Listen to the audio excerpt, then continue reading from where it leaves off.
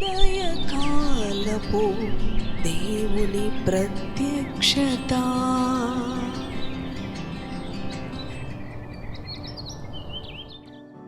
Praise the lord, హల్లెలూయా. ప్రభునందు ప్రియ దేవుని బిడ్డలారా, ప్రభు యొక్క అత్యంత కృపను బట్టి మరి యొక్క ఉదయకాల దేవుని ప్రత్యక్షపు వాక్కులోనికి వచ్చి ఉన్నాం. ఆయన శక్తి కలిగిన వాక్కుల చేత అనుదినము ప్రభు మనతో మాట్లాడుతూ ఉన్నాడు. అవును, గడిచిన రాత్రే ఎంతో మంది ఈ లోకమును విడిచి నశించిన వారు ఉన్నారు అనేక కారణాల చేత. కానీ మనము సజీవులుగా లేవనెత్తబడ్డామంటే కేవలం యేసయ్య కృపను బట్టి, ఆయన మాటను బట్టి మాత్రమే. ఆయన మాటలో జీవమున్నది, ఆ జీవమే మనలను బ్రతికిస్తూ ఉన్నది. అనుదినము ప్రియ దేవుని బిడ్డలారా, ఈ ఉదయకాలం ప్రత్యక్షపు వాక్కు పరిశుద్ధ గ్రంథములో నుంచి కీర్తనలు 37వ అధ్యాయము 25వ వచనమును చదువుకుందాం. నేను చిన్నవాడనై ఉంటిని, ఇప్పుడు ముసలివాడనై ఉన్నాను. అయినను నీతిమంతులు విడువబడుట గాని వారి సంతానము భిక్షమెత్తుట గాని నేను చూచి ఉండలేదు.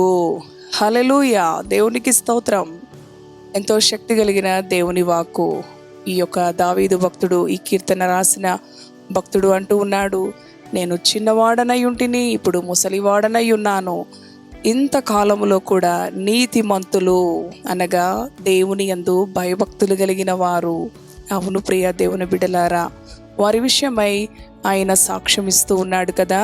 నీతిమంతులు విడువబడుట గాని వారి సంతానము భిక్షమెత్తుట గాని నేను చూచి ఉండలేదు అని తన అనుభవములో ఈ భక్తుడు తెలియచేస్తూ ఉన్నాడు.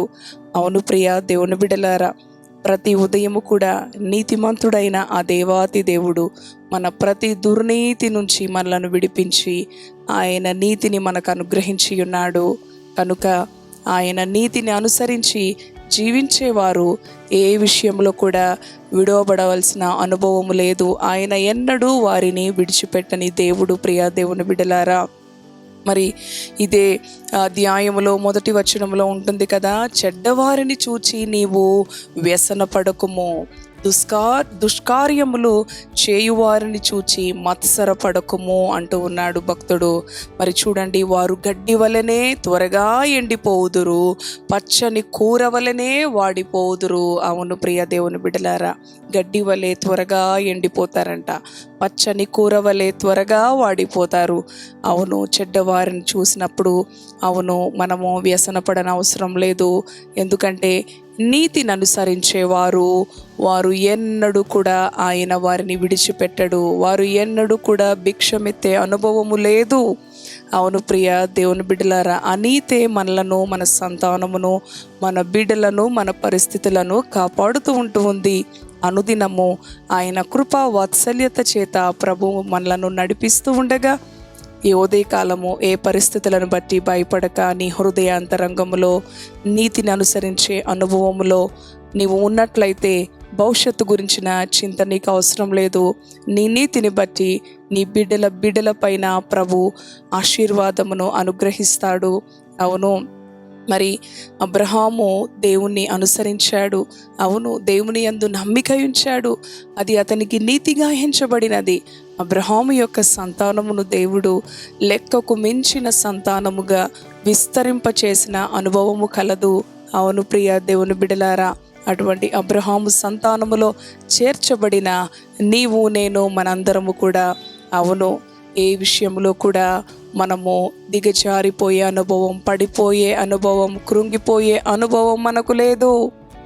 అవును, ఏ విషయంలో కూడా భిక్షమెత్తే అనుభవం, ఒకరిని చేయి చాపి అనుభవం లేనే లేదు. ప్రియా దేవుని బిడ్డలారా, వారి సంతానము ఎన్నడూ కూడా విడువబడదు. ఎందుకంటే వారి పక్షాన గొప్ప బలమైన దేవాతి దేవుడు ఉన్నాడు. వారిని విడిపించే దేవుడు, వారి విషయంలో యుద్ధం చేసి వారికి విజయమును అనుగ్రహించే దేవుడు, వారికి ఆరోగ్యమును అనుగ్రహించే దేవుడు, వాగ్దానం ఇచ్చిన దేవుడు. కనుక తన భక్తుడు సెలవిచ్చిన రీతిగా మనము చదువుకున్నాం కదా, నీతిమంతుడు విడువబడుట గాని వారి సంతానము భిక్షమెత్తుట గాని నేను చూచి ఉండలేదు అంటూ ఉన్నాడు. కనుక నిబ్బరం కలిగి ధైర్యముగా ఉండు.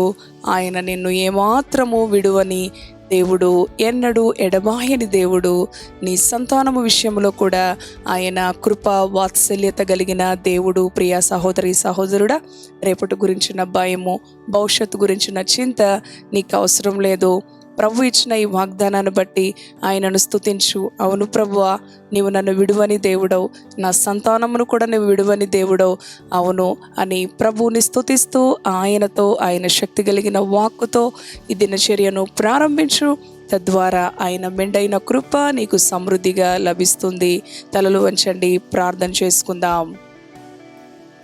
పరిశుద్ధుడా, కృప కలిగిన తండ్రి, జీవము కలిగిన యేసయ్యా, నీ పరిశుద్ధ నామానికి వందనాలు. నీతిమంతుడు విడువబడుట గాని, వాని సంతానము భిక్షమెత్తుట గాని నేను చూచి ఉండలేదని నీ భక్తుడు తెలియచేస్తూ ఉన్నాడు. అవును ప్రభువా, నీ బిడ్డలను, భక్తిని, నీతిని, పరిశుద్ధతను అనుసరించే బిడ్డలను నీవు ఎన్నడూ విడిచిపెట్టే దేవుడవు కాదు. ఎన్నడూ కూడా మర్చిపోయే దేవుడవు కాదు. ఎన్నడూ కూడా వదిలివేసే దేవుడవు కాదు. వారి విషయంలో నీవు గొప్ప రక్షకుడుగా ఉన్నావు, గొప్ప విమోచకుడుగా ఉన్నావు. వారిని భద్రపరిచే దేవుడు. వారి సంతానము ఎన్నడూ విడువబడదు, వారి సంతానము భిక్షమెత్తదు. అవును ప్రభువా, వారి సంతానము దిగజారిపోదు. వారి సంతానముపై, వారి కుటుంబముపై, నీతిని అనుసరించే వారిపై నీ ఆశీర్వాదము సమృద్ధిగా తరములకు కూడా, అవును ప్రభువా, నీవు అనుగ్రహించిన దేవుడవు తండ్రి. అబ్రహాము దేవుని నమ్మాడు, అది అతనికి నీతిగా ఎంచబడినది. నిన్ను నమ్మిన బిడ్డలను నీవు మర్చిపోయే దేవుడవు కాదు నాయన. ఈ మాటలు విన్నా నీ ప్రియ బిడ్డల జీవితాలలో నీ గొప్ప కార్యాలు జరిగించండి. ఎవరు విడిచినా నీవు విడిచే దేవుడవు కాదు, ఎవరు మరిచినా నీవు మర్చిపోయే దేవుడవు కాదు. నీ బిడ్డల యొక్క పరిస్థితులను మార్చే దేవుడవు, కృంగిపోయిన వారిని లేవనెత్తే దేవుడవు. మంచి ఆరోగ్యం ఇవ్వండి, సమాధానం ఇవ్వండి, నెమ్మది అనుగ్రహించండి. వారి జీవితాల్లో స్వస్థత అనుగ్రహించండి, విడుదల అనుగ్రహించండి. ఈ దినము నీ బిడ్డలు తలపెట్టబోతున్న ప్రతి పనిలో కూడా గొప్ప సఫలీకృతం దయచేయమని, నీకు నాయన నీ బిడ్డలకు ముందుగా నీ దూతను పంపించి మార్గము సరళము చేయమని నీ రెక్కల నీడకు నీ బిడ్డలను అప్పగించుకుంటూ యేసు నామములో ప్రార్థిస్తున్నాను తండ్రి. Amen, amen. Praise the lord. God bless you.